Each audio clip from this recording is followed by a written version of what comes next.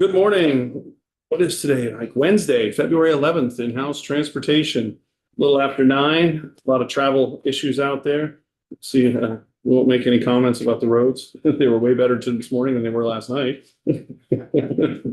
So this morning, at least to start, we're following up on testimony that we had last year and on progress in relation to sort of weights and measures related to charging and chargers and where we're at. And, testing equipment. I know there's some stuff on order. I'm trying to think back a few of the other pieces that we heard last year. So we're looking for an update on the progress we made since we left at the end of, I think you were in here like in April or May last year. And we're looking to see where we're at now. So I don't know who wants to go first, but we appreciate you coming to committee and letting us know where things are at. So, welcome to the chair. You guys all have the presentation, hopefully it's sent out. If you send it, it'll be underneath the witness or under the date today. That's okay. I can just pull it up on the computer. That way I'll have it to look at. And Scott, it might be good unless you're gonna do it in your presentation, just sort of equate, what we're trying to do with the charging infrastructure to what we already do with a gas pump, sort of. Does that make sense? Yep. Sort of explains what we're trying to do, what we already do. All right. Do you guys all have the presentation up? Getting it up here. Vermont EVSE Legislative Presentation 2025 Summary. We got Vermont from Steve Coulter. Steve Collier. Yeah. What's the name of it again? Vermont Weights and Measures, EVSE. EVSE legislative 2025 presentation? Summary. Okay, Yeah. that's the one we have. Right. All right. So if you're looking at just to kind of give you an idea. So last year when we were here, we had talked about, we were still waiting for some pieces of equipment. We received one of them.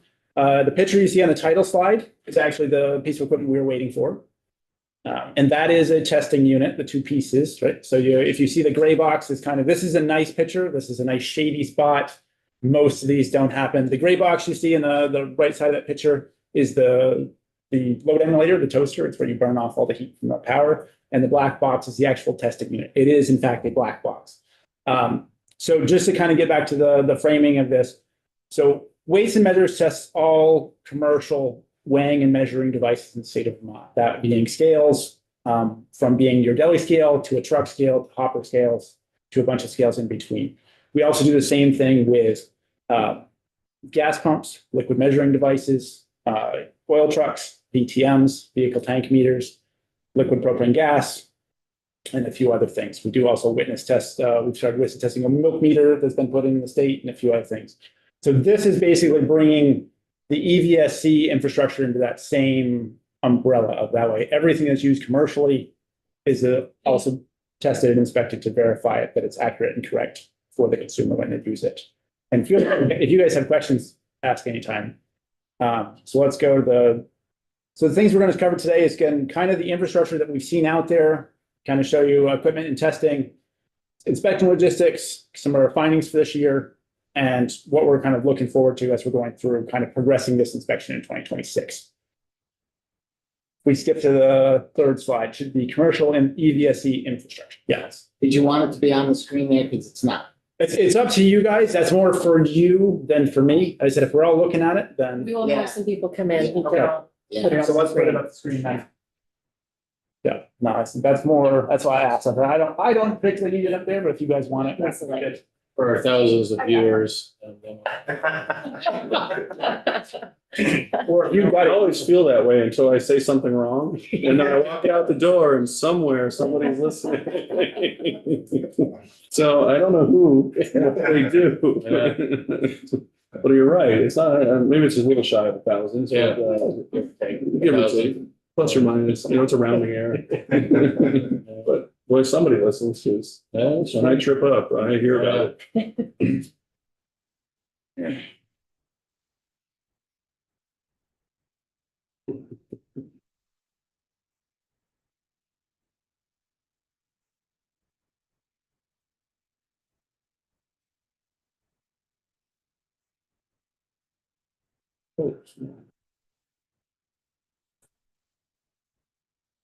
So at least we're figuring out how to charge it.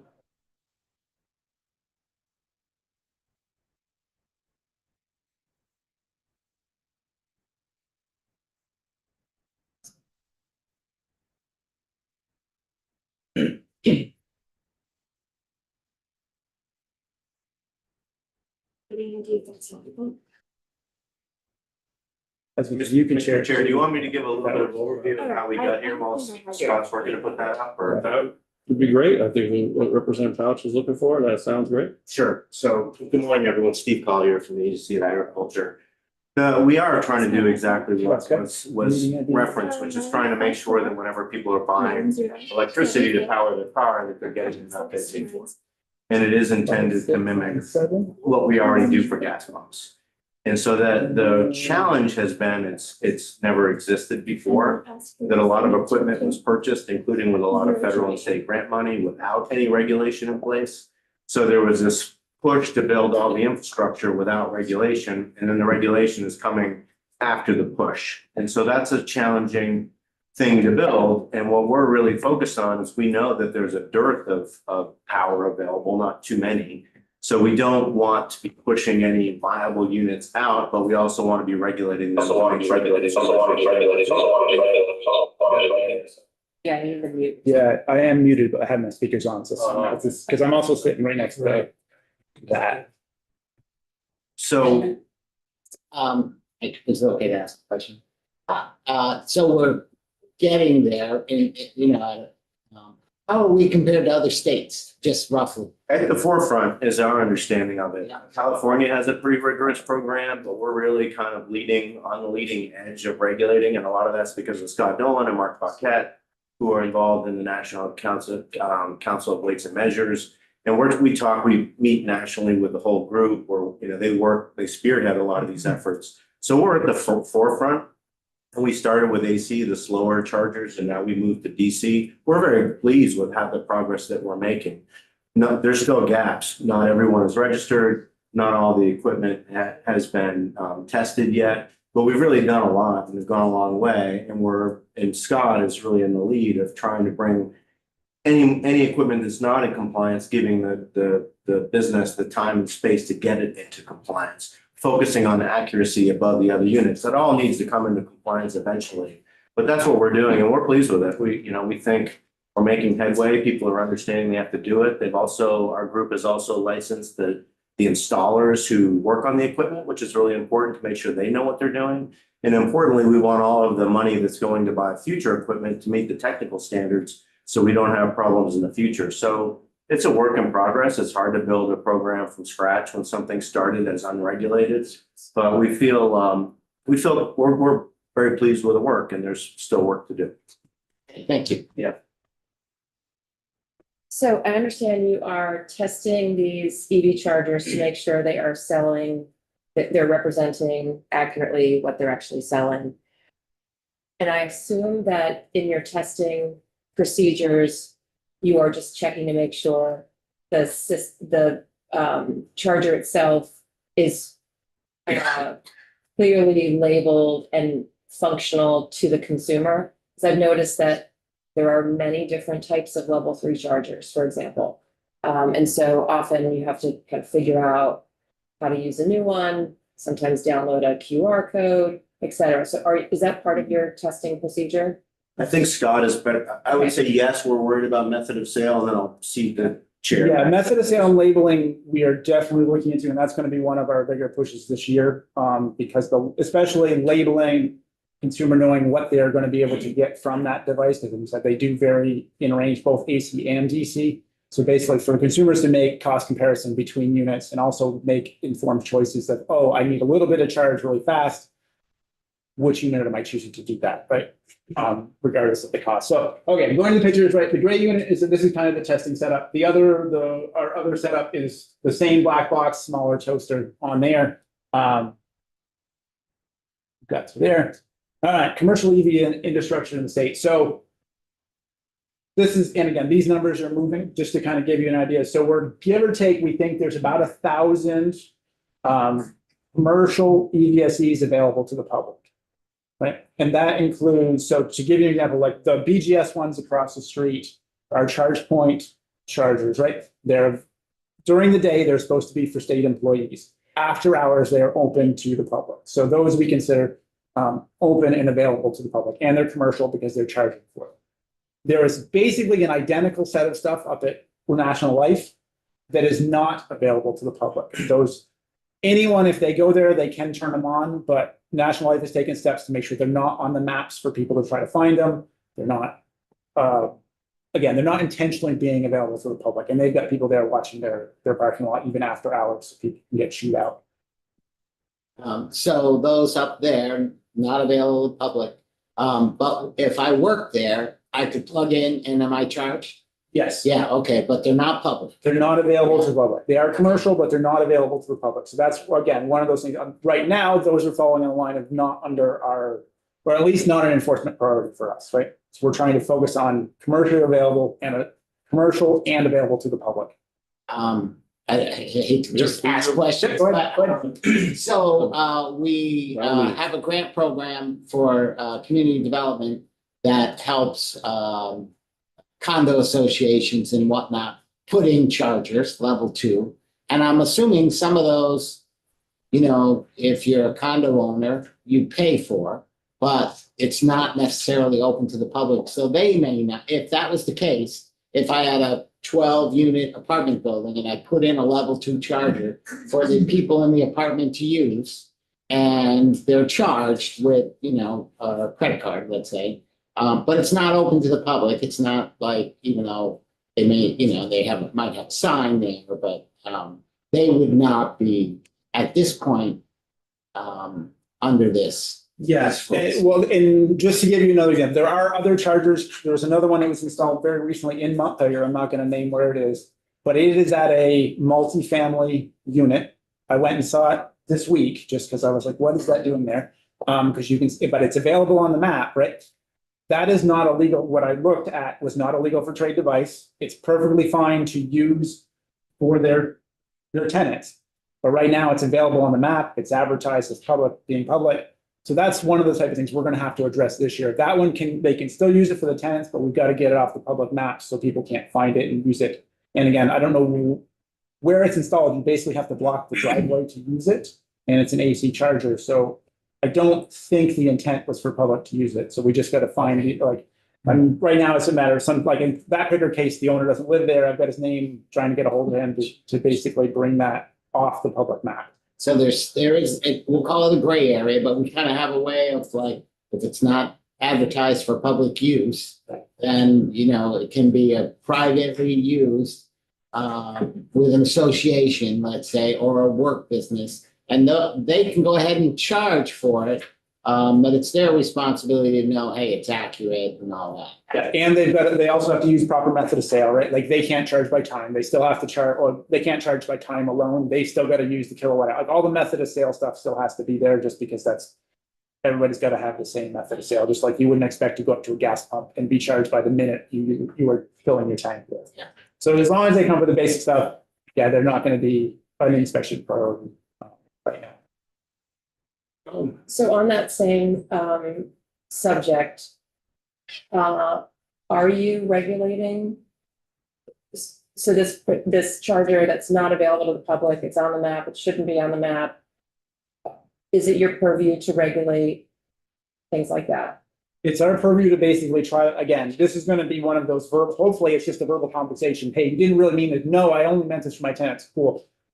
Can I help you figure out how to get it off the map? And usually that's just signing into your system and literally checking it, like unchecking a box, or like literally it's just a click of a button and usually it disappears. And what about the checking it to make sure that it is indeed selling at the appropriate rate that they are?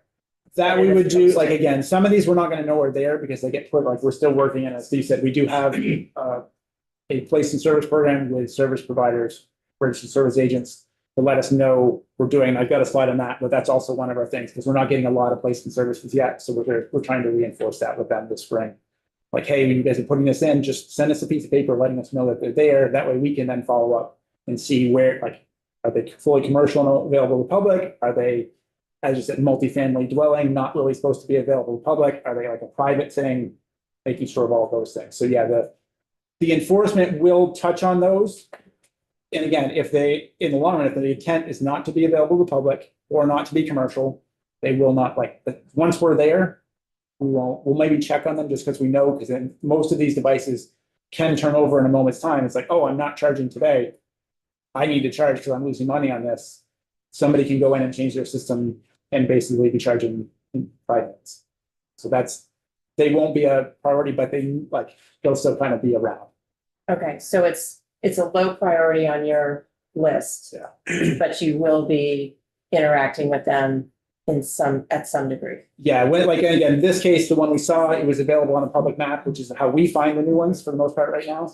And again, when you see it and you're like, oh, that model, and we, at this point, we know makes and models that are legal for trade and ones that are not. That one showed up as like a red flag of like, yeah, that's not a legal for trade device. When we follow up on that, I have time. Went down there this week. Obviously, the owner of the place isn't there, but I've got his name and phone number, so now we're trying to connect with him to make sure the intent of use, and then if the intent is whatever, then we can make sure it meets our criteria for not available. Thank you. You guys talked about functional issues, just to give you a basic idea. So of the DC fast we did this year, and we've got the numbers that 10% of them had some functional issues when we were on site, which is a high number, given the fact there's probably only 200 in the state.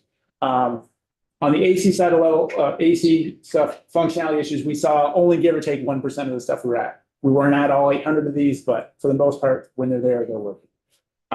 And just the ranges of labeled, as you guys were talking about, KWs, we're seeing a range for DC fast of 25 to 300, which is a massive range.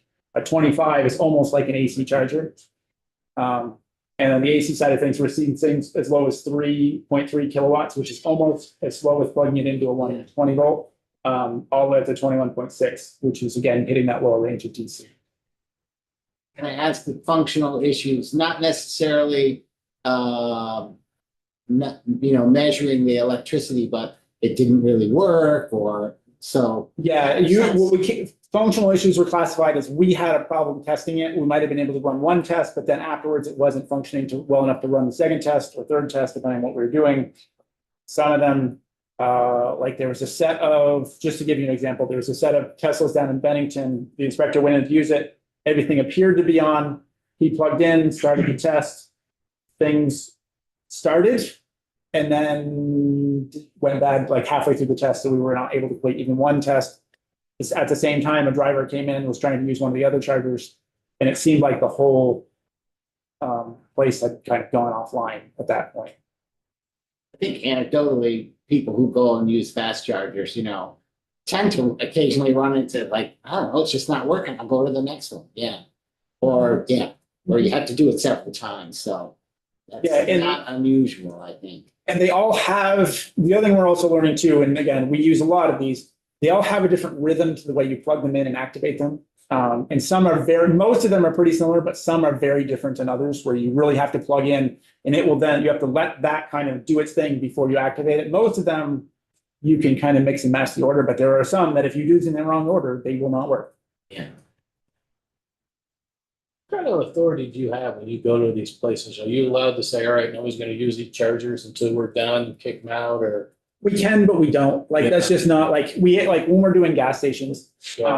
We do have some inspectors that may put a cone literally at the pump they're going to do next. So we usually go do 2 at a time because we've got 2 cans and little cartridges. So some inspectors they'll be at one, they'll put a cone in front of the next one just so they've got their 2 available.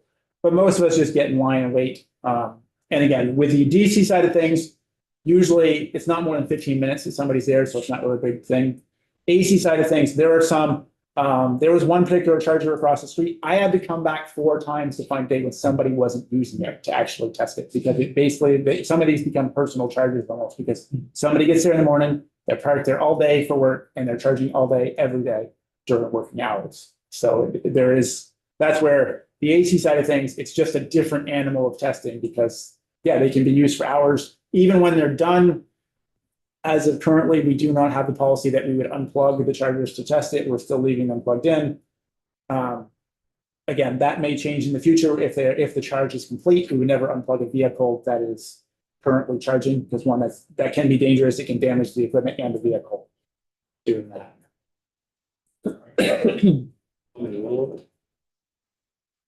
Some of them, Mhm. they're not supposed to allow you to unplug, really yank the cord out. There's supposed to be a lock that keeps those in, because as you pull it out, you can actually create an arc, like an electrical arc, and basically weld the ends of the things, which damages the tips of both the charger, and it can damage the plug in the car. And once it's damaged for one vehicle, it basically then, every time it is used, it will more damage itself, and it will damage whatever vehicle gets plugged into it in the future, a little by little. Representative Burke, I'm sorry. Yeah, so are you saying that if you're charging, you plug in and you have to go somewhere, like you've been there for 3 hours and it was gonna take 4? Does that mean you're not supposed to pull it? You're supposed, when you deactivate, you're supposed to either, well, sometimes it's in the car, you can say stop charging, sometimes it's on an app. You should say, you have to tell it to stop charging first before you just try to pull the plug out. It's not like something, if you like, again, if I unplug this will turn off, right? Without any damage. Yeah. If you do that in EV, you risk damaging both the charging unit, right? Either the plug connector and the actual plug-in car. So there's and Good information.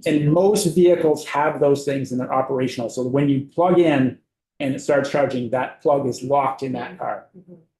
So it actually physically can't be pulled out.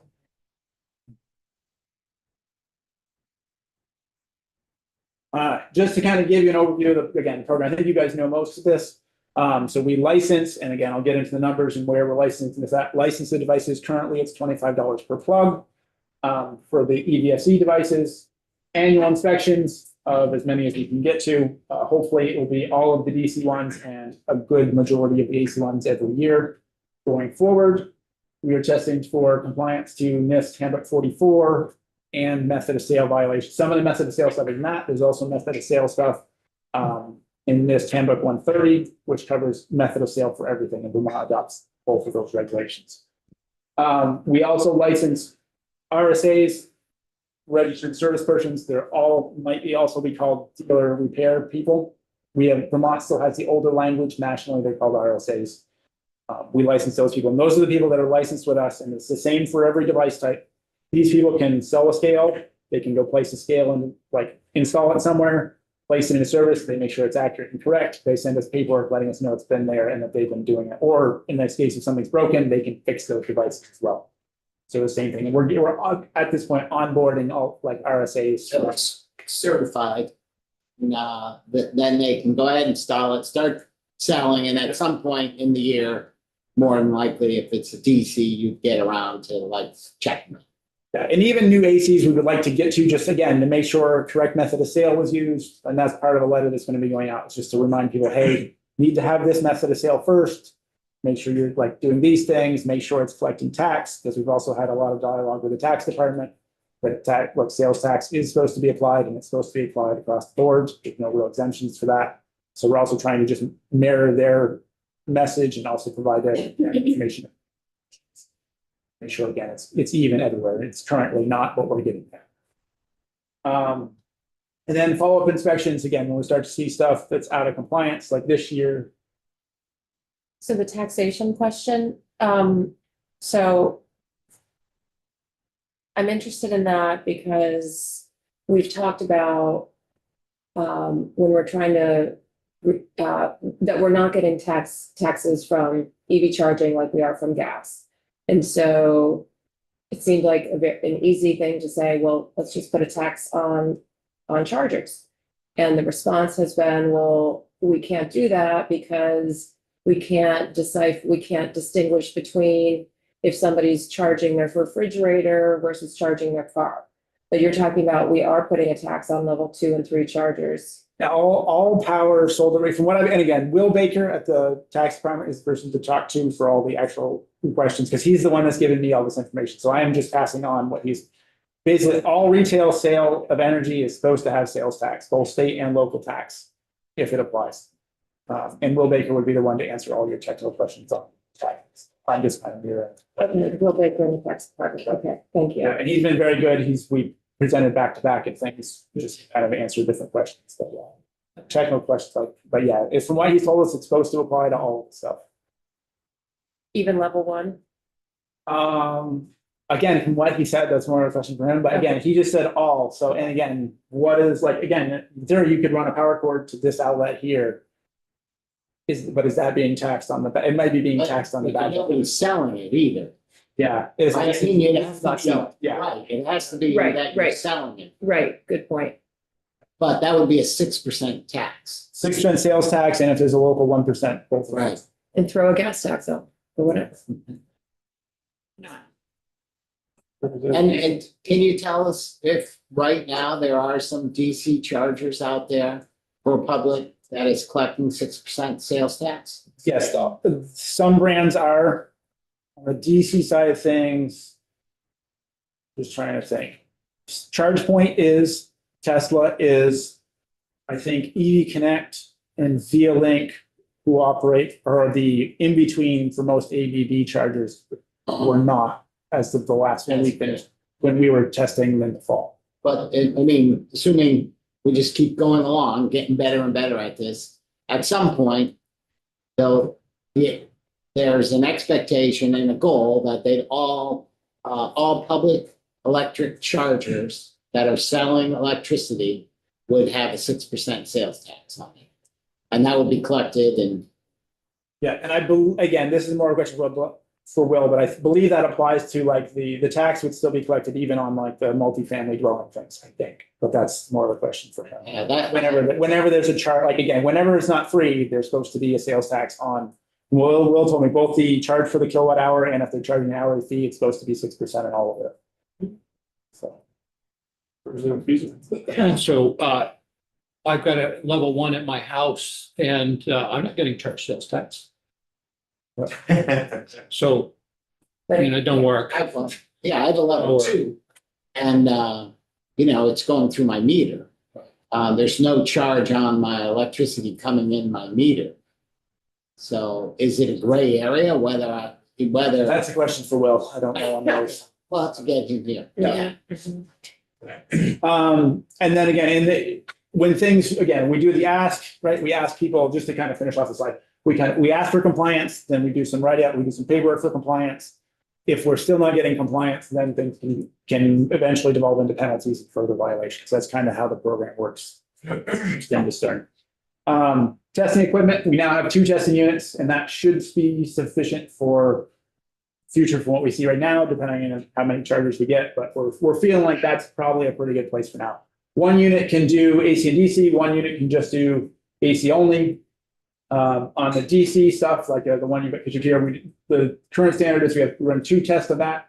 One is called a full load test. You get as close as you can to 100% charge, like of that, whatever that charger can put out. And the other one is you run it at about 20% to kind of give you an idea of how much how accurate it is throughout the charge curve. AC units, there's 3 tests. There's a full load, a mid-range, and a light load, same thing. And you got your percentage there, 100%, 60%, 30%. So those are the current tests we're running. Just a curiosity question. When you take gasoline out of the thing to measure that it's the right amount, or electricity out of here, you must be paying for what Gasoline goes back in the tank, so we do not pay for that. This we are paying for, and might actually be the next slide. Yep. So these are the fees that we've been paying, right? Just to give you an idea of what we've been seeing for the logistics of our testing and the cost that we've been seeing. So we did this year, just to I'll do the big chart in the middle of the first. So this year we expected 370 meters. Our total cost was $260.57, roughly 60 cents a meter. Costs are going up. Session fees are being added to things where every time we turn it on, you have a fee. Actually, this fall, we saw the highest session fee we've ever seen, which is $10.49 per test. So every time you activate it, you spend $10.50. Just What- turning it on. Can you tell us what charger that was? It was at a car dealership on 91. Okay. Of course, so, and that one we had an issue and hopefully that's been addressed. It was not telling people the charge, like what it was going to charge it in advance, right? It wasn't anywhere on the screen. It wasn't posted on paper, because either way, I posted on the screen. Consumers got to know what they're going to be paying before they activate it. Yeah. And that particular charger could be activated. Some of these you have to have an app or you have it on your phone. Also, a lot of them have basically you can get RFID cards that will activate them. Basically looks like a hotel key, right? Where you can just tap so that if it's not on the screen or on the device itself, it just has to be because a lot of them can be activated with RFID cards.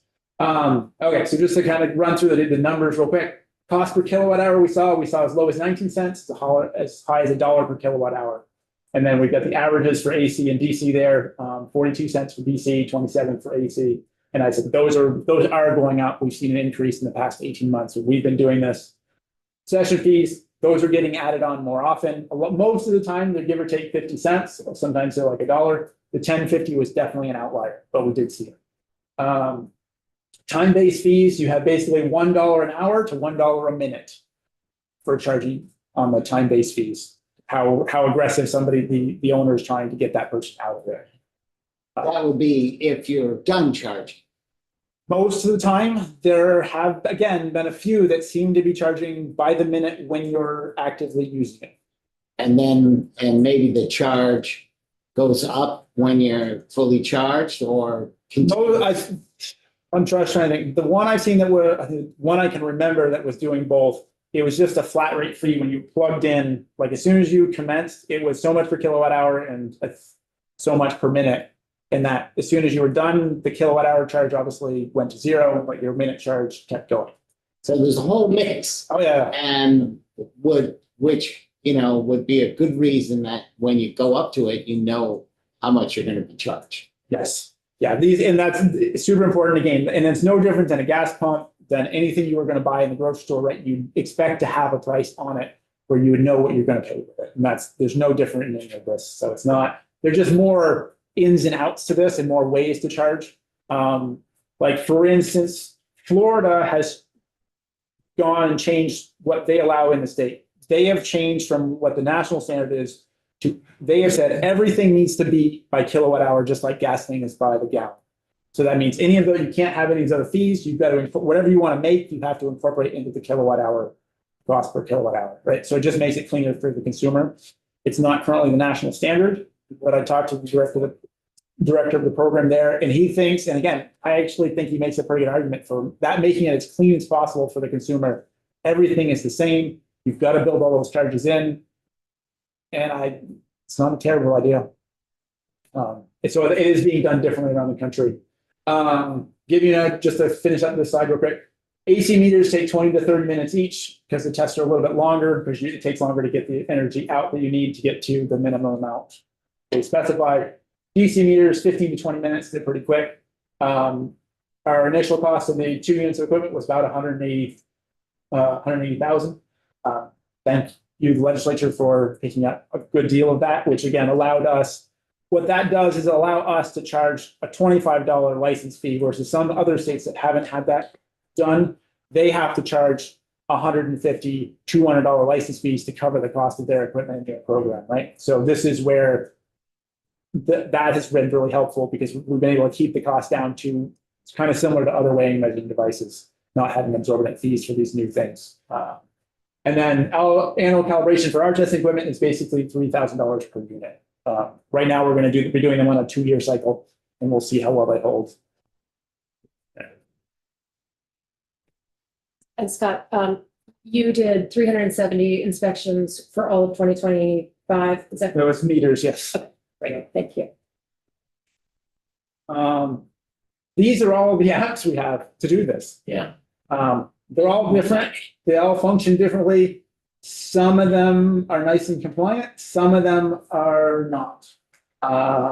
We have some that your receipt literally says estimated energy on the final receipt. I brought that up to the company. They're supposedly fixing that because you can't estimate a receipt. We have others that provide different information. We've had some that are literally just not matching what it says on the screen of the device, which is also a problem. I've talked to some of the engineers in the background. They say, yeah, that either the app or the device itself is not, they're getting the number from the wrong end. There's like a back end number and a front end number, and it's got to be got from one of the two, and I don't remember which, to be the one that's actually accurate. We haven't seen any differences big enough to make more than a penny difference, but those are issues. That's one thing almost everybody's working on, I hope, because they all told me they have, but we'll see. Is there any thought and do you apply, and maybe you don't to anything else where, you kind of certify, say, ChargePoint? And, they're fully compliant, but the installers, you say we have technicians who get certified to some extent. Is there any thought of like saying, hey, ChargePoint, we want to certify you? Well, so they would love that. The problem is they're constantly updating stuff. And Justin Wilson was a person I dialogue with a lot at ChargePoint. He's one of the national people. He is constantly telling me, oh, everything, our whole system runs on the same software. Every unit has the same software update. I am constantly seeing units with different software on them, right? Like we had 2 units outside of our lab. They are not as far, they're closer together than I am to you. They were running different software for 6 months, right? And the software is upgraded probably once a quarter. Bigger upgrades happen at least once a year. And like we were down in Mobile, Alabama for a national conference. And again, Justin's told me time and time again, oh, we're running this is the software. And there were 2 chargers, I kid you not, a block from the hotel. They were both running old software. And I can tell it because they're different colors. So I can just look at the screen. I don't have to read the numbers. I didn't poke the bear down there too much, but it's just, this is the things you see. And a lot of these, you have to remember, like ChargePoint is one of the different ones where they own soup to nuts, right? They are everything. But just to kind of give you an idea, every ChargePoint charger can be turned on with the Flow app because they've got an agreement. Now, the Flow app uses a different number of decimals in the ChargePoint system. So the number is almost 100% different every time. So that's an issue we've got to deal with both in the ChargePoint and Flow. Mostly it's on the Flow side of things. I've been dialoguing with Flow about other things. Once they've hopefully get to the first thing I talked to them about, I'll start talking to them about that. Flow is a company that's based out of Quebec. I'm not exactly sure. Yes. Yeah. And different other ones have different problems that we've seen around the state, and everything's different. And the other thing too is a lot of the chargers you can mix and match. Like if you're not happy with your service provider, say your EV connect, which is that like infinity sign in the middle up there. If you're not happy with them, you can overnight change to Linkwell, which is the little pink star, right? Like if I own let's say an ABB charger, I could use either one of those, or I could change to a Ready, or I can use something else to do that.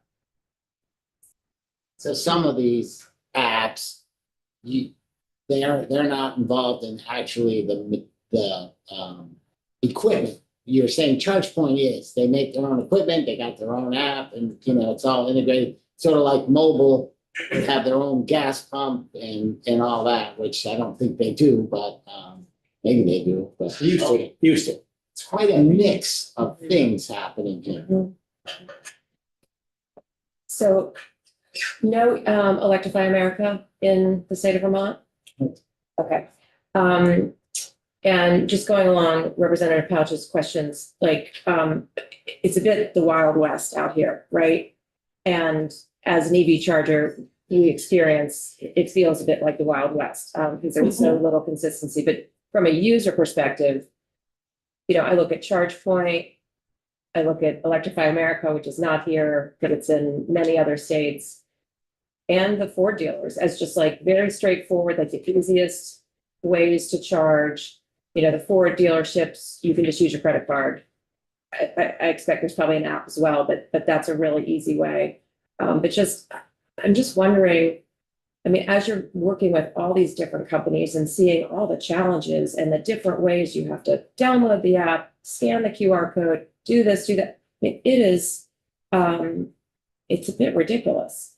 So my question is, as you're going through this, do you have any inclination to kind of recommend, here are 3 companies that seem to be providing a seamless, well-documented user experience. And can we, as the state of Vermont, can we have some preferred providers because they are easy to use for the public?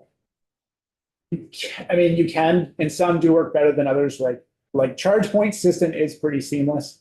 But some other ones work fine as well. And that's the problem is we have never as Weights and Measures endorse one company over the other, because it's just, we don't feel like that's our place.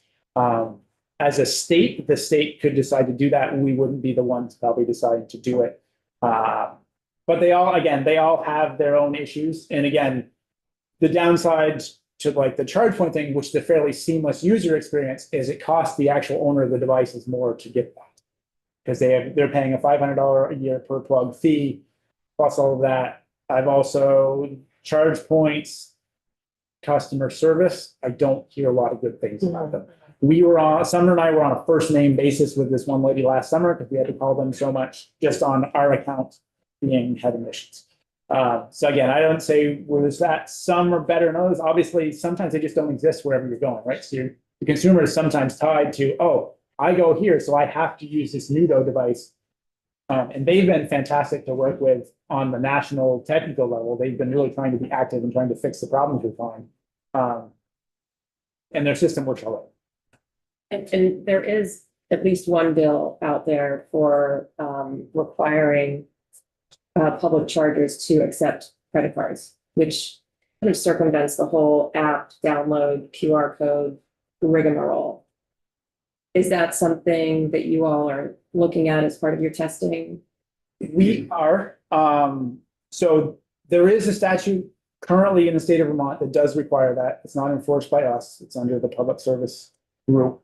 And so there is a law out there, like if I go to a gas station, they have to accept a credit card.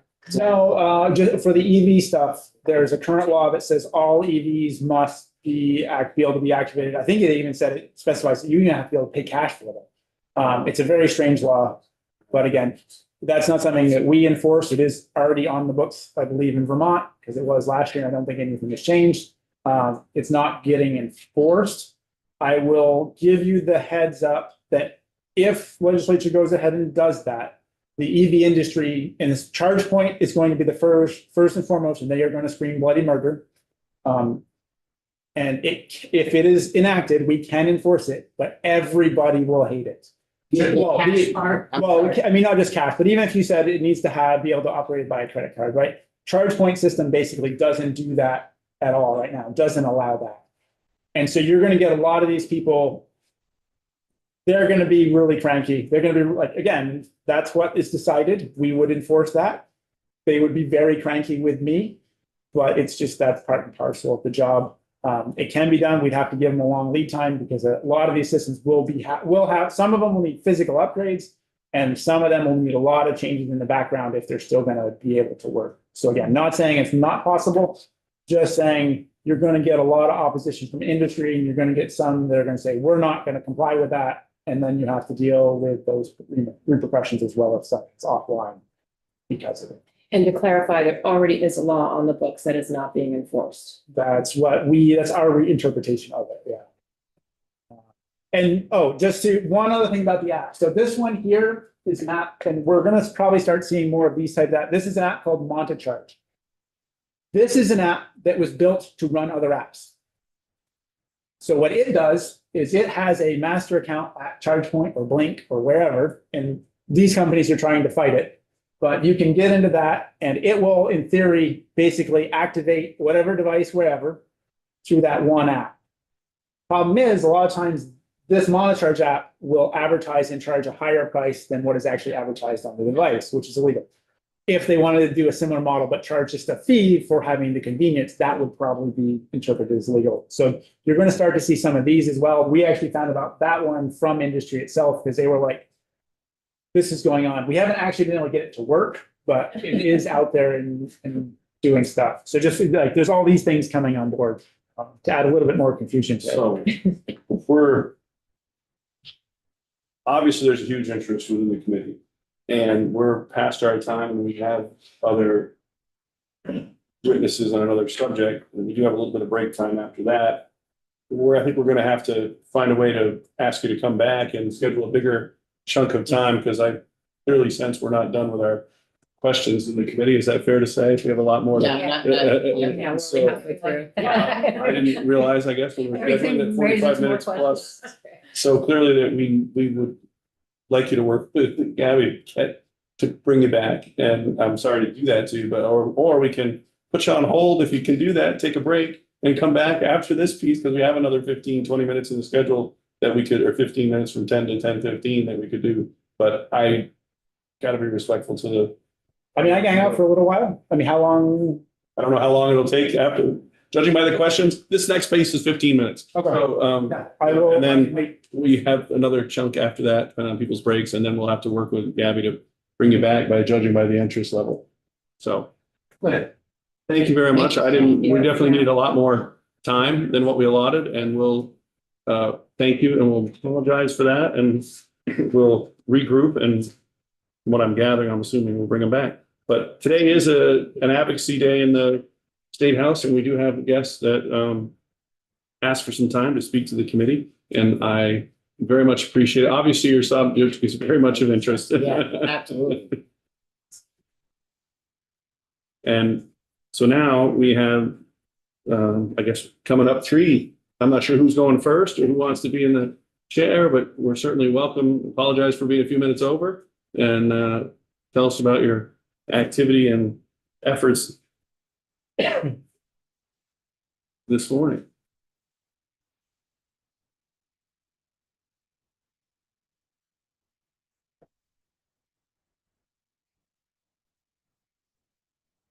That's interesting. I'm taking them on my next vacation.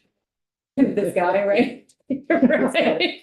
Oh, Where I go. We know so much it's I costing. mean, the funniest thing, there's this app to, manage all the apps, but we haven't been successful in getting it to work, right? Which is like, just kind of par for the course. of the thing. I'm sorry. Morning. I'm Peter Johnke. I'm the Deputy Director for the Vermont Center for Independent Living. And thanks for taking the time today to incorporate the Vermont Coalition for Disability Rights. CDR is a member organization. VCIL is a member of that organization. And we work as a coalition to advocate for the human and civil rights of individuals with disabilities, ensuring that they're full and equal participation in all aspects of community life and political process. Our theme this year is to write disability rights into every law. And our hope is that the legislature you would consider people with disabilities when putting bills together, and ask people with disabilities to come and share how legislation will impact them directly. I myself refer to myself as a carless traveler, and I advocate for public transit for people with disabilities. And I've been doing that for as long as I've been in Vermont, probably about 25 years. So when we say to write disability rights into every bill, what we're saying is to make accessibility and non-discrimination an explicit, operable part of the policy and design implementation, not just an implied requirement after the fact. In transportation, typically it means accessible infrastructure by default, sidewalks, bus stops, shelters, detours during construction, that's a big problem. Winter maintenance plans, that's also a big problem. And work zones, procedural rights and accountability and meaningful engagement, have a clear place to elevate problems when decisions are made to reduce access. And then specific language might be, for example, to have an impact statement. For example, the Vermont Agency of Transportation shall, prior to implementation, evaluate whether the act will increase, decrease, or have no impact on access for Vermonters with disabilities, including access to employment, healthcare, essential shopping, and community life. And shall consult with disability stakeholders on identified risk and reduced access. So to codify meaningful notice for stakeholder process when access is reduced, protect access to work and community engagement, and for transportation outcomes, federal guidance for the older adults and persons with disabilities program recognizes that vocational and social personal trips are eligible trips. However, the local providers oftentimes have to eliminate some of those recurring work trips and put proposed caps on vocational trips. So also in the program administration, a lot of times it's thought of to have explicit consideration when access to employment or community participation providers when setting up a trip, because it's often thought of as just an administrative process, but it impacts people definitely. And then a lot of times we make the assumption that the law complies with the Americans with Disabilities Act, but it doesn't operationalize it. It's not, there's no required review, no measurable outcomes, no process when access is refused. I do a lot of ADA work. I head up the BCAL's Community Access Program. It's a lot of issues there. And also, so you treat service reductions not purely as administrative. They impact people directly. So you get short notices for trip cancellations, or there's uneven incentives, financial risks described by local partners. It makes the program unpredictable to the rider. There's no consistency in access to work, community life, even though those are eligible trips under the OND program. So if there is any statewide program using public funded mobility trips, and there's going to be changes in eligibility, trip frequency, any of those things, make sure there's really included advance notice to riders, partner agencies, documented rationale, why those are happening, and a process to ensure the smallest possible negative impact on riders who rely on the service for essential activities. And this is especially relevant for the older adults and persons with disabilities transportation program. Some of you may have heard recently, it was in the news that some people were directly impacted by that and had lost transportation to employment. And there are also a lot of adjustments to that program because critical care is part of that program. And so if the provider ends up with more people starting dialysis or somebody who needs cancer treatment, it can throw off the whole program so that now other people who were on the program can't use it anymore. So it becomes really unpredictable in many ways. And I just mentioned the employment issue in the Green Mountain Transit service area. They, for the older OND program, they were only allowing medical trips. So no employment trips, no social engagement trips, because they didn't have the money. It was running out. And we've gotten lots of calls about that. And alternatives don't always work. I had a call from a social worker who was trying to get an alternative for a disabled person who worked. But they had used public transit, the OND program for this, but they work 10 to 3. So it's not a regular shift. It's not a regular schedule. Didn't fit commuting hours. So it was really difficult to find any alternatives to that.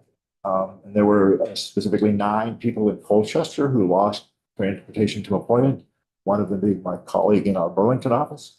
And fortunately, the town of Colchester came through, put some extra money in the system, up the percentage of their share. So at least those people were able to restore those trips to employment, but I wonder how many others weren't. And there's a lot of inconsistency across the state because one call, somebody said, "Oh, I heard the OND program's running out of money," and so they called their local transit provider and transferred. So no, it's fine. But what they didn't understand was the criteria for the program had changed. So the provider said, "Oh yeah, the program's fine," but it was now more limited because in terms of who was eligible for the program. And then we've also had lots of calls and complaints about reductions to social engagement trips. And it's important. I mean, we understand the importance of social engagement to health. It's vital. My own story, my wife has moderate dementia. And fortunately, she can stay at home while I'm at work. I do have to help with medication and meals. But I know she's lonely. She's sitting at home by herself most of the day. She's not a TV watcher. And so I always try when I make appointments for her to make sure they're either before or after lunch. So we can go out to eat and have some social engagement. Her favorite place is Wayside, so that's usually where we go. But it's so important, not only for her, but for me to feel like she's getting out a little bit and not just being sort of stuck at home all the time. And it's easy, if you don't have a life experience with a disability, just to kind of not have that in the forefront of your mind. And so other ways to put disability into legislation is when you're doing definitions in legislation, or when you're writing the purpose of the bill. So I would encourage things like using, instead of just transportation, use the word accessible transportation. So it's in the forefront, it's in the bill. People understand that word. I was just testifying in the Senate committee, and somebody suggested the word universal, and I mean, that would be ideal, but I don't know that people fully understand universal design as opposed to something being accessible. So I tend to go toward the accessible word. And it's just an example in this one particular bill. It just defined transportation demand management as, you know, what it said. These are ways to work in reducing vehicle miles. You can do bicycles, you can do ride public transit, you can have staggered shifts, a variety of telecommuting. But what I would like to have seen is that instead of just transportation demand management means have accessible transportation demand management means. So again, it's in the forefront, it's on top of everybody's mind to make sure that the people with disabilities are not an afterthought, because that's happened a lot of times. Definitely not necessarily intentionally, but because you don't have that lived experience, it's easy to not. We have a question for it. Sure. Peter, is it okay to ask a question now? Yeah, no, absolutely. So yeah, it totally makes sense what you're saying, and I'm, you know, I can speak for myself. As we review bills and stuff, this isn't something that like automatically pops up to check. It sounds like your organization pays some attention, or is able to pay some attention to bills coming through. Has there been any training for our ledge council, or any sort of formal engagement with them, since they're the ones who really get us going in the right thing? And they also review old bills regularly and update them. You know, if we're doing something, they'll go in and update language to make sure it's, I guess the question is, how much involvement do you have, you know, in helping guide us and ledge council? We're always open to having a dialogue about how should we change the language in here. As far as directly working with ledge council, I haven't, but I can definitely find out whether other members of the coalition have. And if they haven't, that's an excellent suggestion to do that work, so that it's also in their forefront of their mind, and also now in the forefront of your mind, so that we do elevate that and have disability language in the bill. That was just one of the senators in Senate Transportation said, "Oh, let's get together on," I forget what bill she said, "and let's work out the language on that." So absolutely willing to do those kinds of. Representative Burt? Yeah, I think that's a good point, and I think that it would require the sponsor of the bill to suggest to the drafter, you know, reach out to somebody like you around the. It would be hard for you to make a direct connection to the ledge council, I think, unless we could figure something out. But anyway, I think it's a really good point. And I wanted to say thank you for bringing these to our attention, because it is clear that we tend to not. And I have a couple bills that I just introduced this year. And one is H 432, which is about insurance coverage for extra prosthetics. And we heard amazing testimony is really, that I, about the difficulties of people who can only get one prosthetic because of their insurance. And they're a runner. They want to be able to run. You need an extra different kind. And so it's another aspect of being able to live. And one of the things that really struck me is this, that if you tear an ACL or something, a sports injury, insurance is required to get you back to where you could play. And this was not happening with prosthetics, but I think the whole idea of being able to be an active participant is what you're talking about. Yeah. And it's, we need to do better. Oh, excellent points. I take it other questions, but I also do want to talk specifically about, and there's a companion House bill, which I don't remember the number two, but it was Senate Bill 75, and I want to say 861 or something, but the bill that, first of all, and I applied before it, is to put extra money this fiscal year so that some of those O&D trips can get restored. That funding doesn't get, those rides can get back up to at least where they were before. And it's crucial, as I pointed out, to have those essential services. I mean, I live in East Calais, so I use O&D a lot. The other, so, it's essential to me. And the other thing about that bill, I also really like the idea that finally, after years and years and different studies, all going on, finally we have in legislation alternative funding source for public transit with the package delivery fee. And I support that. I do have some concerns that may disproportionately affect people with disabilities. I mean, for me, I did a quick look through my orders and stuff. And so me ordering online, I probably spent about $1.50 a month. So less than $20 a year. For me, that's not a problem at all. And I gladly do that to support public transit.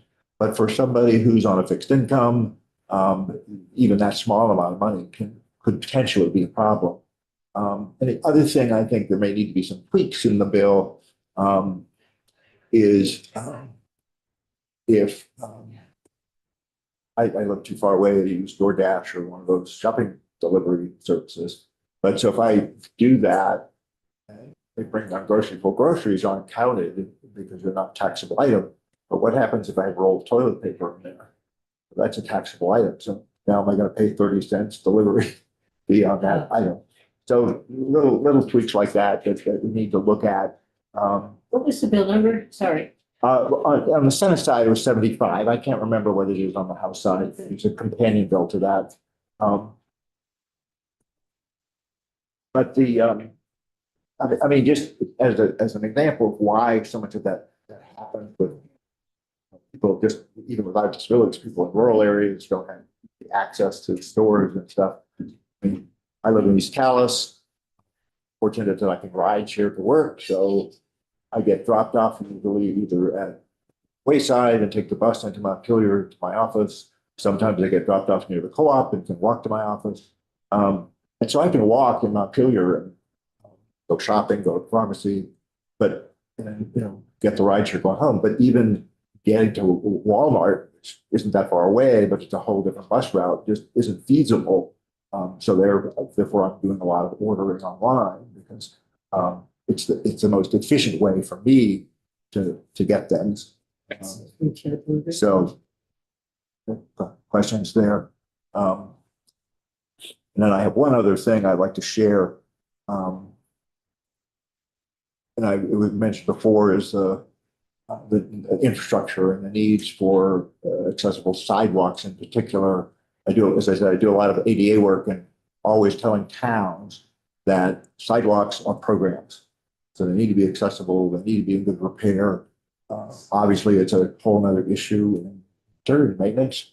And that can be a problem, and not necessarily an easy one to solve. With my vision and visioning one eye, I have really poor depth perception, so it's hard for me to tell if I gotta climb over a snowbank, how high it is or how far down it is on the other side. And I just got fed up with falling all the time, because I've sort of an expert at falling now. But it was enough. So I figured out I'm gonna take this, at least when I'm walking around and I run into obstructions in the sidewalk or snow or ice or something, I can deal with it. Right in my backpack, or in my backpack. I just carry this little handy tool with me. Open it up. Now I have a handy dandy little shovel. I can just move the snow and ice out of the way. Then I don't have to worry about stepping over a snowbank and not missing the end on the other side, and then I can go along. So people with disabilities, oftentimes we have to get creative and work things out so that we can manage. So it's not always easy, but usually we find ways to do it. So any other questions from people? Yes. Yeah, I'm also wondering, so, on the transportation side, I think, some of the examples you've given us are good. On the transportation side, when V-Trans is going to do a project, maybe it's an intersection, maybe it's, even just paving, but sometimes rebuilding a road, they have public meetings, or they'll have some public engagement with, if they come to our town, our town gets a chance to look at their plans and maybe make suggestions of, hey, we really would like crosswalk or whatever we might like. Is there a formal notification to your organization, and do you get a chance to weigh in on the plans? This is an opportunity for public engagement to weigh in on the plans to, sort of a one chance to upgrade a. No, great question. And no, there isn't a formal process for that. I mean, it would be best for it to go to the Coalition for Disability Rights, because then it can go out to all the organizations. Right. Because different people with disabilities have different ideas about how to do that. But that would be great. Yeah, I mean, it doesn't mean you'll get whatever you ask for, but you have input on it. Yes, exactly. But, there might be things that, get overlooked. Yes.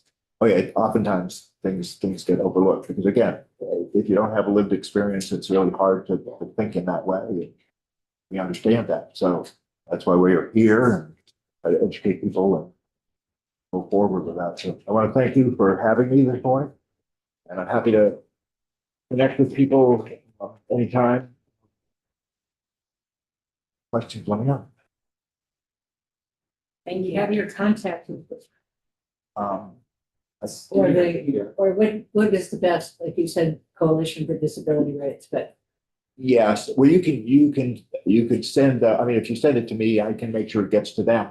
Right now, the current president of the BCDR is Sarah Lauderdale, who's the executive director of BCIL. So those emails either coming to her or to me, and mine's easier perhaps than hers. Mine's just peter@bcil.org.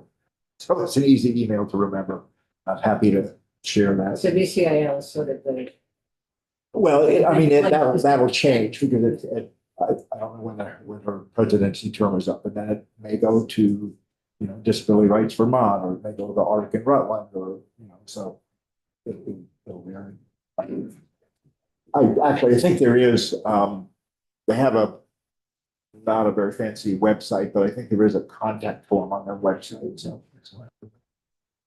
Peter, thank you very much for. Thank you.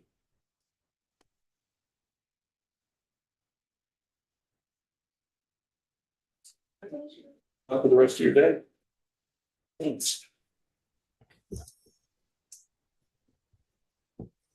It's really a couple of years there. Yeah, that's your Just suggestion. over the was great. summer to go with Ledge Council and have a hour session. Mhm. Here's good language, here's not good. Yeah. Might be helpful. Yeah. And then, yeah. You're not gonna It just expect sounds- 150 members to. No, But just as like the annual housekeeping bills in many departments, you know, where they're changing gendered language, except Right. like that would be a fairly Well, I straightforward. mean, I think you can't add it to a law that wasn't in the law, but there are disability laws that require it in certain places, so. Yeah, that would be a good time to like, because they look at it, with gender, that would be something to try to standardize. The thing that really struck with me is the importance of the giving them a chance to review and make comments, because, and just,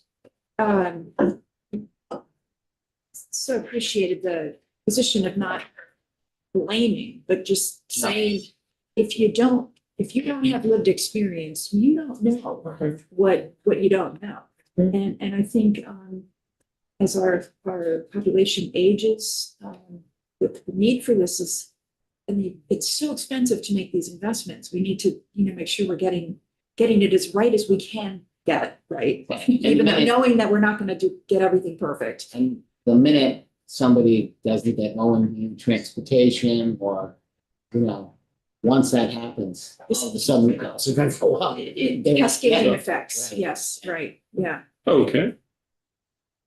So our guests are joining us via Zoom. We're moving into a little bit of a different area. Good morning, Mike, and good morning, Adam. I appreciate you joining us for a little bit of a background, which I'm sure you got a little bit of before the invite, but I've only been in this chair for 1 year. This is the second year, and I've heard history of planning commissions used to have some input into the transportation committees. It used to be there used to be a regional planning commission day at the State House where a lot of people came and sort of testified and updated a variety of committees of all the activities that you're involved in, which is, far more than probably most of us as legislators know.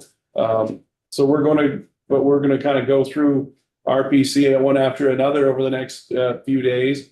I'm certainly interested in hearing any direction that you want to go. We're also very interested in what particularly is going on in your county, what's the needs in your county, what's the TAC activity, and what are some things we should hear within House Transportation Committee to know what's going on in all regions of the state. So this is a first for us and first of many. So I apologize up front. It'll get smoother for the last 4 or 5 RPCs that go than the first 3 or 4. So good morning and thank you. I assume by your nodding your heads, you can hear me. And welcome and introduce yourselves and we'll start from there. So Chair Walker, thank you very much. Members of the committee, thank you very much for having us here. My name is Adam Luigi. I am Director of the Addison County Regional Planning Commission. With me, I have Mike Winslow. He is our Assistant Director and our Transportation Planner. So he's going to be our details guy when you guys get down and prodding into things. I'm going to give you basically a general overview of our structure, and then we'll talk about, as you say, some of the things that are going on in Addison County and some of our needs that we'd like to highlight for you. So first, just a little background. Addison County Regional Planning Commission serves 21 towns in Addison County.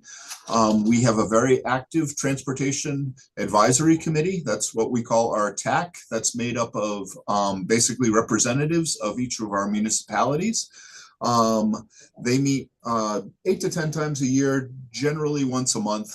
And they're doing things like setting priorities for the region.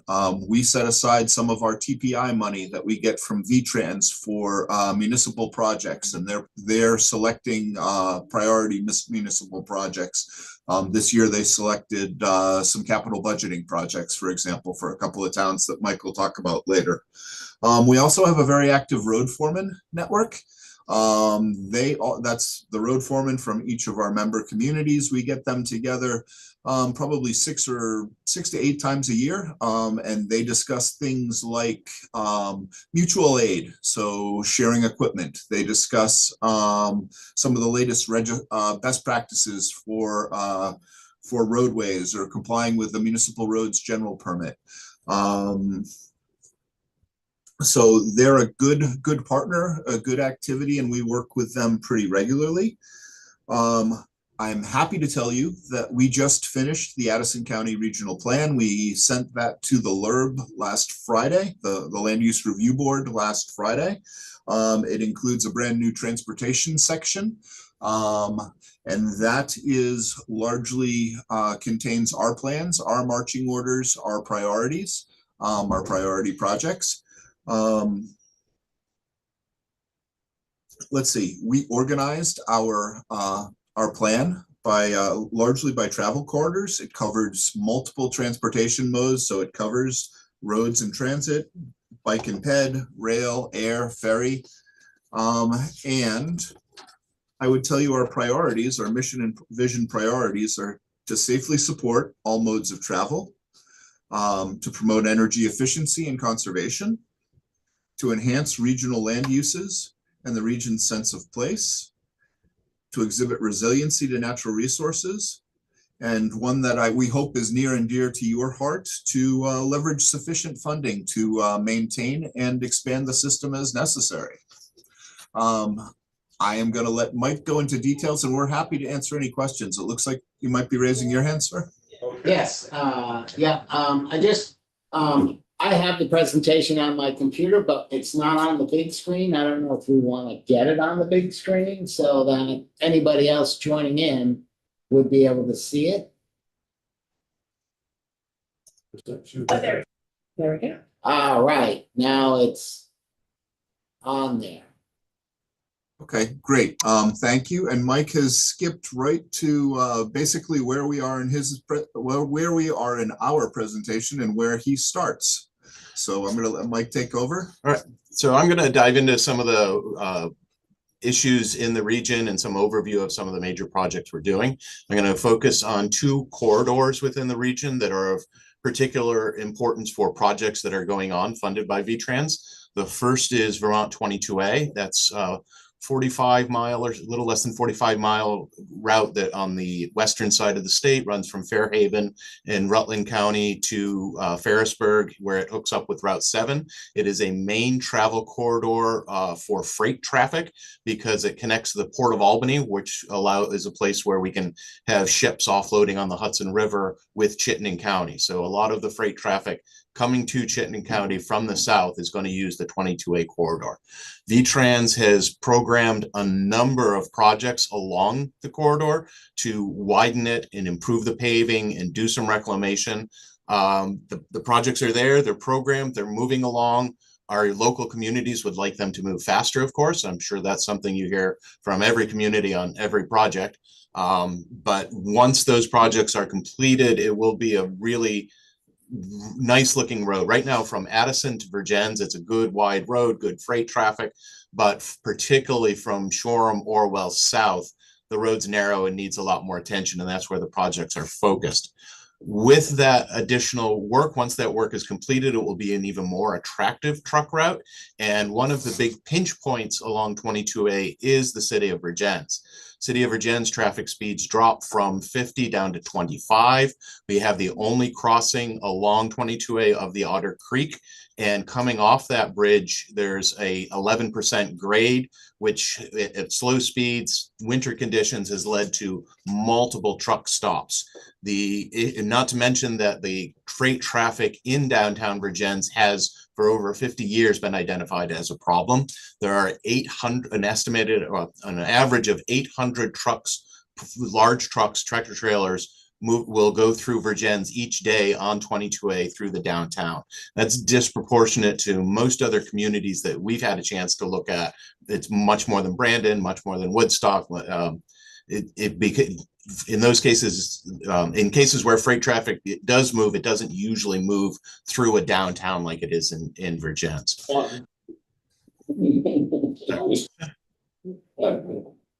We have that problem in Swanton, but yes, you have it in a few other places, but Vergennes is certainly acute. So VTrans recently completed a PELS study, planning and environmental linkages study. It was the second such PELS study ever conducted. The first was on the Burlington Rail Yard in Burlington, which then led to implementation. The idea was to look at alternatives to taking the trucks through downtown Vergennes. The consultants recommended a new roadway to the north and west of Virgins with a new crossing of the Otter Creek that would take the traffic out, much like the Morrisville alternate truck route did in Morrisville. And then our policy committee that was looking at it locally also recommended that we continue to consider using Route 17 between Addison and New Haven as an alternative to moving trucks up 22A. 17 would add, I think it's about 7 miles to the trucks, to each truck's route. So 7 times 800 per day is actually a substantial cost in freight movement. And 17 would require substantial improvements as well in order to handle the traffic. It's windy, it's narrow. So a priority in our region is to move that Pels study to actually dedicated VTrans project and going through the NEPA review to get that moving. We understand that that's a huge lift. It would be a big ask, but and it would require funding approved by the legislature. So that is one of the big asks coming out of our region. Another question for you. Yes. Are there grants, federal grants for these kind of projects that are a potential source of funding?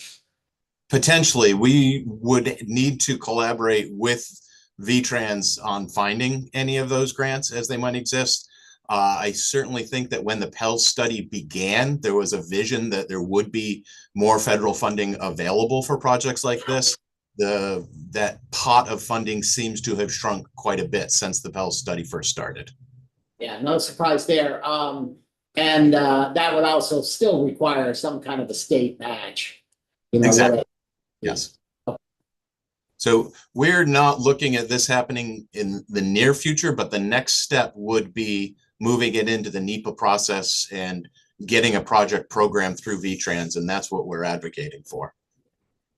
Representative Burke has a question for you. Yeah, so your request for funding for this study is in this year's T-bill or next year? It is not in this year's T-bill. We want it on the legislature's radar. That is something that is regionally important. Okay, thank you. Any others? All right.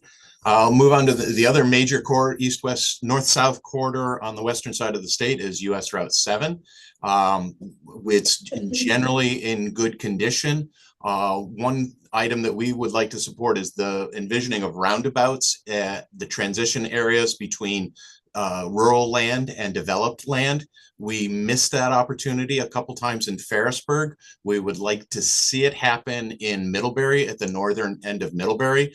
There is Exchange Street, comes out onto US 7 at an area with 50-mile-an-hour speeds, just coming out of the developed area of Middlebury, and with poor sight lines. And Exchange Street has quite a bit of truck traffic there as well. It's the industrial hub for Middlebury with beverage centers. Agromark is down there, Woodchuck Cider, a number of businesses with trucks. So VTrans has programmed a study there, a roundabout for that intersection. It's been stalled for a long time. The scoping has been completed, currently scheduled for bids going out in spring of 2029. This is another high priority for the region that we just want the legislature to be aware of and make sure that it keeps moving. It's because it's been a while that we've been waiting on that one.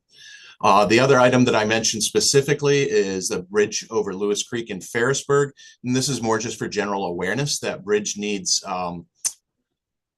deck replacement, and so it's going to be a big deal when it does get replaced because it's a 60-mile, I think I said a 60-mile detour when that project is going on for 30 days. And 30 days. And that's going to be, again, that's programmed, I believe, for 2029, 2030 right now.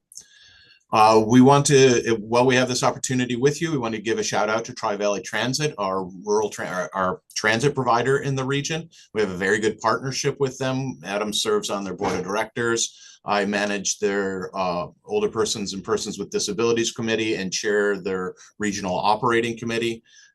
Tri-Valley Transit offers microtransit within Middlebury, which is an on-demand service. They also have some fixed route service to the grocery stores from the college. For some reason, my thing keeps moving. And then they have a rural connector between Ferrisburgh, or between Virgins, Bristol, and Middlebury, our three largest connectors, communities, and they have recreational service to the Snowball, which particularly this winter has been very active. Their ridership is way up on that. So we're proud of the service that Tri-Valley Transit provides and want to give them a shout out while we're at the legislature. We'll talk about I'd like to take a moment to talk about the municipal roads general permit and how it's perceived by communities. We are in the second round of that permit. The second round requires all communities to have a second road erosion inventory by 2027. We have completed those inventories for 19 of our 21 communities. The two that haven't been done yet said that they were going to do it on their own, but are now looking to us to get it done perhaps this summer. So we're hoping to get that done this summer. The towns really appreciate the grants and aid program that the legislature has funded. So we're urging continued support for that program. We've gotten to the point where some of our towns, particularly in the valleys, are able to meet their road erosion, their municipal general permit requirements, their upgrading of their segments without the grants and aid. That's not as true in the towns with more topography, with hillier conditions. But all of the towns appreciate that opportunity to solve those localized problems that are it become more of an issue because of the MRGP with the aid of the states. And we have gotten reports from a number of our highway departments that the presence of the MRGP has led to reduced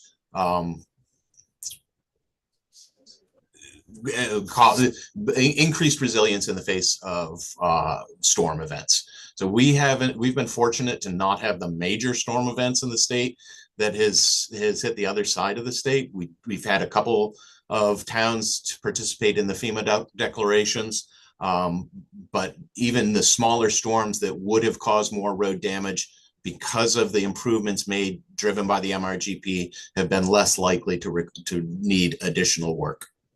And so those were our main points. And we're happy to take any other questions. Senator White? Yeah, thank you for this presentation. And I'm just curious on the subject of Middlebury traffic, and you were talking about looking at a roundabout for Route 7 and where it connects with Exchange Street. I'm familiar with that area. But I also, I'm in Middlebury a fair amount of time, and my husband and I noticed that there are a number of intersections that are pretty challenging in Middlebury. And I'm just wondering if any of these come up in your discussions. Like one is Weybridge Street and Pulp Mill Road. Like when you're coming through the covered bridge and there's like a three-way and there's a stop sign, it's challenging. The other place I think about is kind of where maybe it's College Street coming into Route 7. I mean, there's just a couple areas in that downtown village which are really challenging for cars and for pedestrians. And there are those buckets of the orange flag that a pedestrian is supposed to carry with them across Route 7 so they don't get hit. So those are some of the areas I'm talking about. I'm just wondering if these are, you all are talking about them or if you have concerns about them. So the first one that you mentioned, the Pulp Mill Bridge and Seminary Street, that one has been identified as an issue, particularly for pedestrians. And there is, I believe there is now a rapid flashing beacon at that intersection. So there have been some improvements made there, but it is a challenging intersection, and the bridge is going to make that a challenging intersection no matter what. The College Street and US 7, the topography of that makes it extremely difficult to address, but the slow speeds makes it less likely to actually have problems. We don't really see the high crash incidents there that you might expect, given how challenging that intersection is. And I think that's largely because cars have slowed down there. The one that you didn't mention was at the high school, Monroe Street, and where there's a series of 2 lights in a row. I would put that as a high priority. There is a project program for that. The town of Middlebury is moving forward with some improvements on that intersection. And another one is on the south side of town, and just before the rural area at Boardman Street is an area where the Middlebury trail around Middlebury crosses, and there's no good pedestrian crossing. That would be another spot for a potential roundabout. At this point, the traffic issues there aren't as bad as they are at Exchange Street, and so that's more in the development and scoping phase than Exchange Street, which we really would like to move to implementation. Right, has there been like that near the Pulp Mill Bridge? Has there been any discussion of a roundabout there at that 3-way intersection? From the Weybridge side. Oh, you're on the Weybridge side? So let's see, I'm just trying to look at a map. There's a triangle on the Weybridge side, and then there's the Seymour Street extension comes in. I guess I'm talking about the triangle on the Weybridge side. So it's once you come through the bridge and you're intersecting with, I guess that's Pulp Mill Bridge Road, if I'm orienting myself.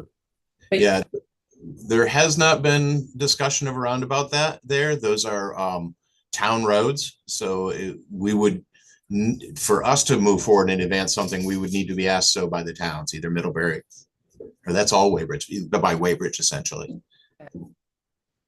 Okay, thank you. Representative Powell? Does your TAC have a recommendation for Virgin's, either Route 17 or I guess a roundabout, or a alternative route? I mean, so either of those could work, and is there a recommendation for one or the other? The policy committee would be the governing body in that more than the TAC. The chair of the TAC was part of the policy committee, and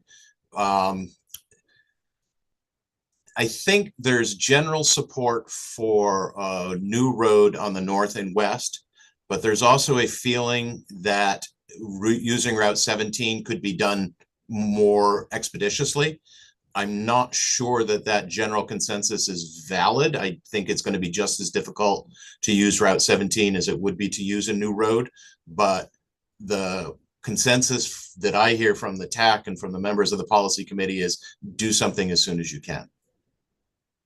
Okay. Speaking of the TAC, you said you had 21 towns. Would you have a sense of attendance and activity in your, I guess, 8 to 10 annual meetings? So we get between 5 and 8 towns represented at each meeting, fairly predictable which ones.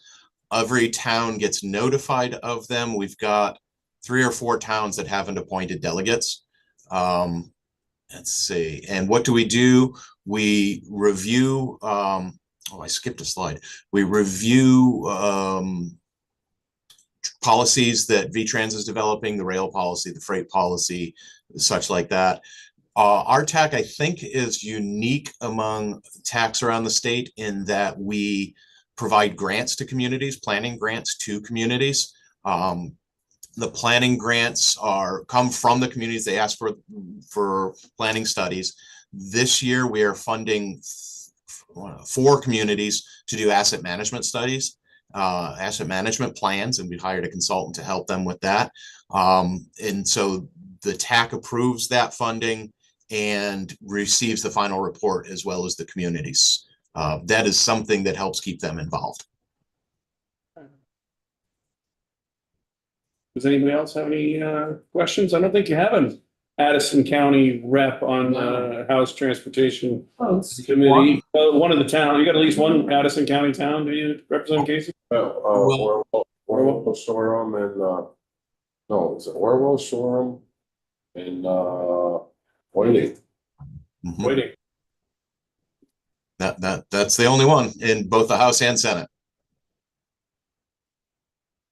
Well, that's interesting because anyway, I'll go down that path. But I very much appreciate your putting the presentation together and sharing us with your kind of priorities in the county. And it's not a view that we've heard in the last few years, so we appreciate hearing what's going on there. Go ahead, Representative. Yeah, and you know, it sounds like you've got a couple of your projects in the white book or in the plan. But you know, we've been clearly told by V-Trans that we're not adding any more projects until you know, funding sources are identified. And you know, so until then, even though the tax might be looking at, you know, the future, it's going to be hard to add more projects in the next at least 5 to 10 years. We understand that. And we want to make sure that the most important projects that we've identified continue to move forward. And even if V-Trans is saying that, it's still up to us to advocate on behalf of our communities for the solutions that we've seen necessary. Thanks. Tough issue for sure. Funding is our highest priority issue for the entire session. So thank you.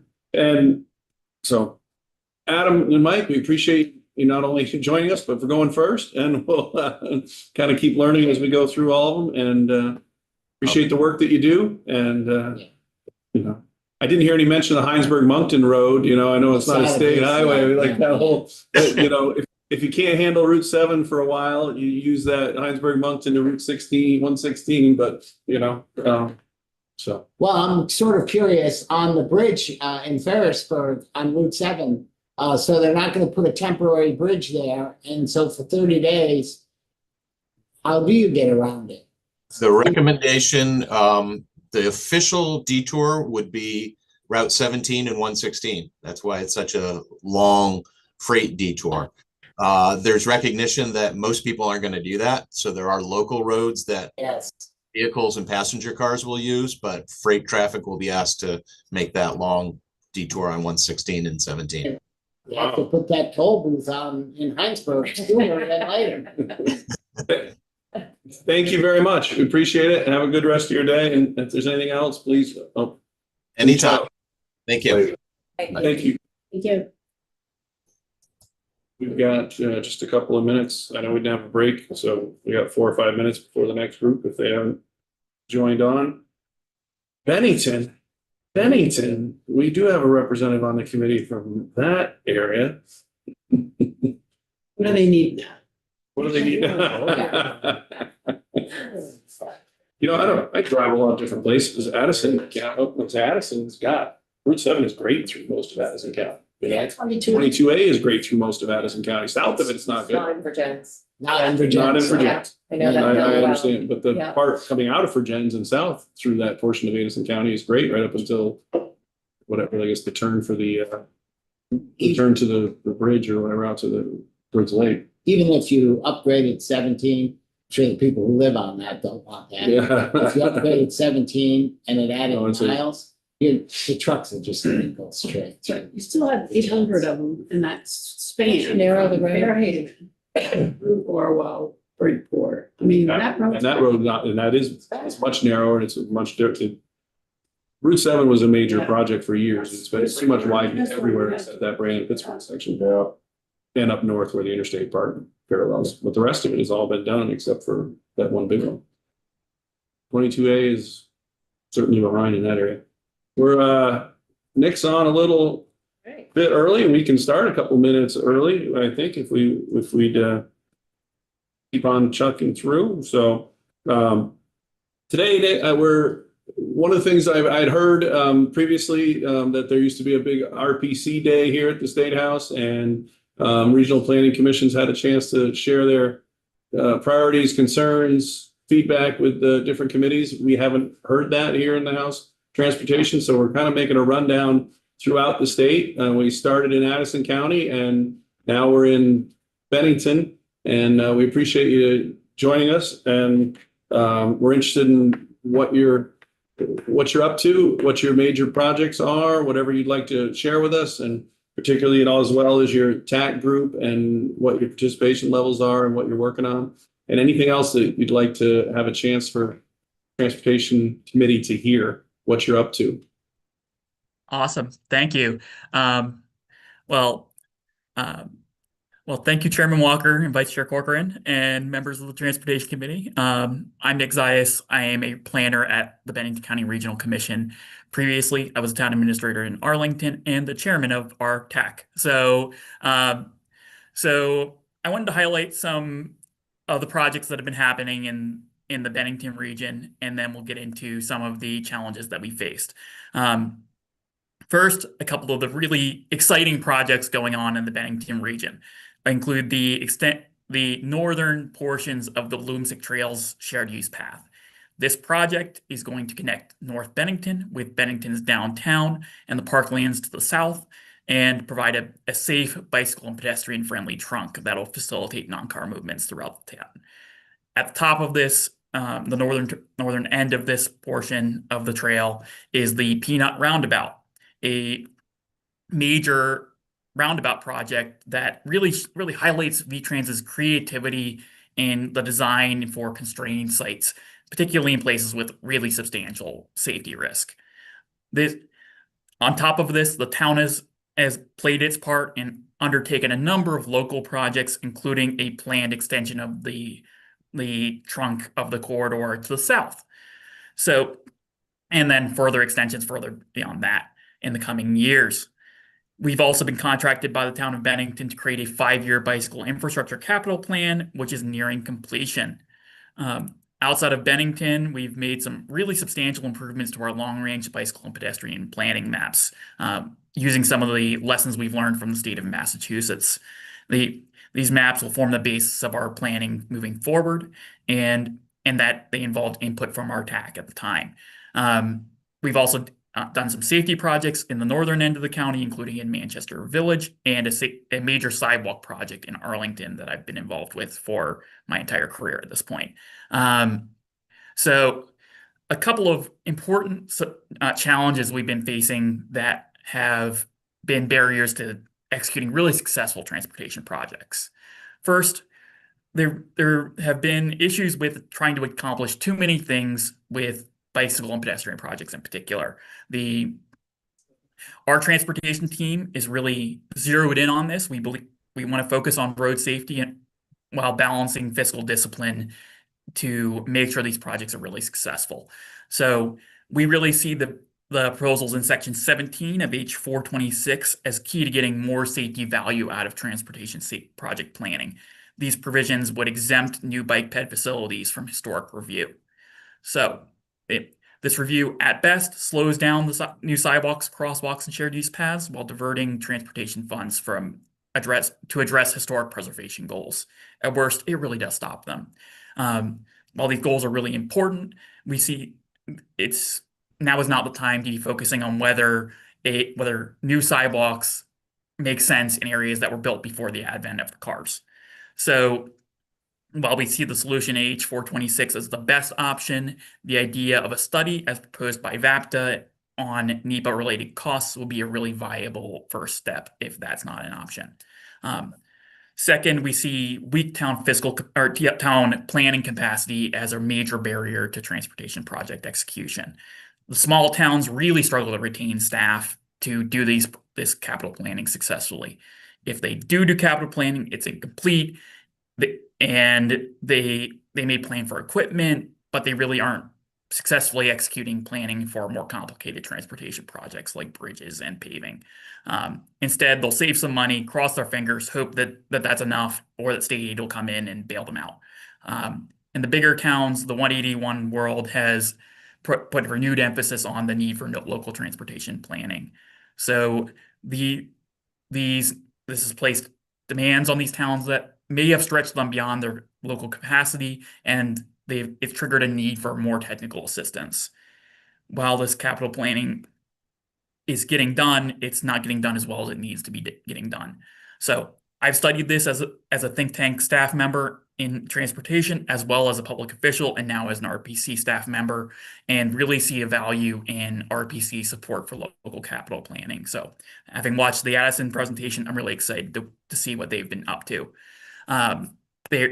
While the state funding is not currently available for that work, in the future, it could really make for more self-reliant towns moving forward. And then a third thing I wanted to highlight is delays associated with historical review of bridge projects. In the town of Arlington, we have a couple of really good examples. And right in front of Norman Rockwell's historic home is the West Arlington Covered Bridge. A couple of years ago, a state bridge inspection noted the need for major repairs to the bridge, cracked timbers, rotting decking, truss work, it's leaning. And then last year, VTrans awarded funding for the project, but only afterward did the town learn that they would need a further approval from a committee, and that committee has requested design documents despite the proposal being a like-for-like member repair for existing timbers. That has thrown a major wrench into this project. And this comes on the heels of a separate VTrans funded project on the same corridor that experienced major delays due to similar lack of communication regarding historic review at the award stage of these grants. So we really hope that the legislature takes a deeper look on and to bring some clarity at the award stage and address for the poor communication thereafter regarding state-funded repairs to these historic bridges. So I'm happy to answer any questions or anything on these or any other topics you guys want to highlight.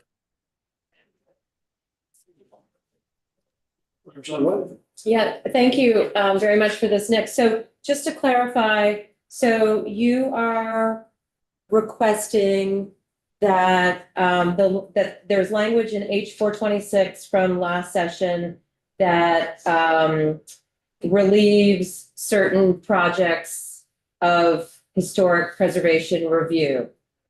Am I getting that right? Absolutely. That's all in section 17. Got it. Okay, thank you. Hi, Nick. Can you speak to,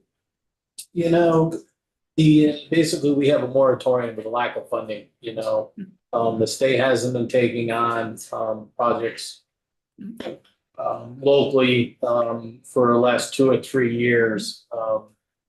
What are the smaller towns, do you feel the frustration on that end? What projects have you been trying to push forward, and AOT saying, we just can't do it. I know there's a particular paving project in Pownell that they've been trying to get for years. They just, there's no money.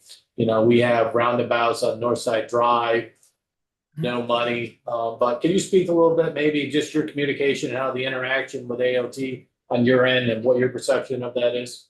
Yeah, I think the fact that some of these projects that are really needed have been delayed indefinitely, largely, or at least they're pushed out, and maybe we'll see them pushed out again. Those roundabouts on Northside Drive that you highlighted are really important safety features that need to be addressed. But there's also a couple of projects that are off the bottom of the list right now. They're becoming increasingly important. We have the status of the asphalt on Route 7A on the southern end of Arlington, where some patch jobs that were put in last fall are already coming up, and it's been 3 months. So there are issues up there. There are issues with Route 67 in and around North Bennington, Shasbury area that they may be programmed, but they're delayed, and we don't know how long.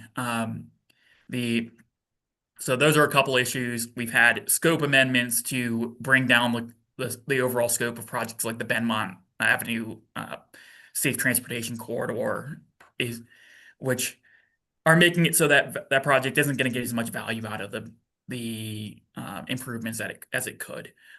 But while that's important, and we've also seen projects like those in Dorset that will support the major housing development on Raptor Lane be delayed, that we don't know whether the funding status and up in Dorset will be enough or will be sufficient to justify its new town center that's going to be supporting what may be the largest singular housing project in the county at Raptor Lane. So, and they did a giant study. They found that it's going to cost them a lot of money. But And maybe they'll be able to capture it with housing money to support that project, but we'll see. But that project is very much one that is on the very northern end of the county and sits in a bit of limbo. So, thank you for that. Anybody else have a question? No, I mean, I would suggest, you mentioned a couple of asks. If you want to put that in a brief letter or the one-page thing, that would be helpful for us, I think. And send it to the committee. Absolutely. I look forward to doing that. Representative Lau? Yeah, thank you, Nick. I am wondering if you might be able to put a dollar amount with the concern about NEPA. It sounds like you had a specific project. And just wondering what, for the committee's edification, how much that added to the bottom line or influenced things. I have spoken to this as a concern in my community, but it's, I think, to have more an understanding of how this impacts things more broadly in other parts of our state would be useful. Yeah, I think the understanding that I'm getting from the more veteran transportation planners on the staff are that that this cost associated with historic review really, it differs heavily by project area, but in existing town cores, it can be 20% of the overall cost of a scoping study. And in some cases, it may be something that at minimum, this needs to be pushed down to the implementation stage, but at the scoping stage, we're expecting, as part of our current scoping study in Pownell, that it'll take about 20% of the overall costs of the grant to do historic review for what is functionally a crosswalk project across Route 7 in Pownell Center. So yeah, we're thinking in that 20% of scoping study range. Yeah, keep going. It's your floor. And just to follow up on that, it's my understanding that that this has to be carried out before anything can proceed further. Like, you cannot not do this. This has to be part of the scoping study. Yeah, per the current agreement within the state government, that is how it is being done. And what we know is that that is not a mandatory part of NEPA, that is a choice that Vermont has made in the past to try to address multiple goals at the same time at the scoping stage. But that because we go a little bit beyond what NEPA actually requires, bringing it back to what is the kind of bare minimum NEPA standard would be a big benefit, particularly for these bike ped projects that, as I understand it, that this is not a mandatory part of NEPA, period. So we may be able to say, as in section 17, a categorical exemption is that these areas were built before the automobile. We don't need to be studying this kind of, it is compatible. It's categorically compatible. People were walking then, people are walking now. Thank you so much, Nick. If you decide to send a follow-up letter to us with your recommendations, I encourage you to go into as much detail as you care to on this particular topic. I think these are very valid points. And in the period where we cannot meet demand for this infrastructure and we have incredible cost constraints, I think these are just common sense